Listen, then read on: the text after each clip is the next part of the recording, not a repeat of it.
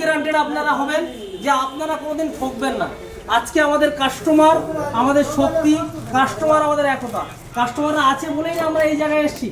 আপনাদের ভালোবাসা, অবিরাম ভালোবাসা আমরা এই জায়গায় এসেছি। এবার আমরা শুনে নেবো যে ভাইকে আমরা ফোনটা করেছি একদম নো কস্ট ইএমআইতে, উইদাউট এনি এক্সট্রা কস্ট। একটা টাকা এক্সট্রা নিয়ে নিই, বাজাজের মাধ্যমে করেছি, বাজাজের এফও দাঁড়িয়ে আছে।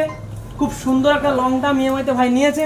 কাস্টমারের কাছ থেকে শুনে নেবো যে তার অনুভবটা, মানে ভাই টেলিকম ইলেকট্রনিক্স থেকে আপনি X300টা নিয়ে খুশি হয়েছেন না বেজার হয়েছে, লাভ হয়েছে না লস হয়েছে? আজকে আমি বহুত খুশি।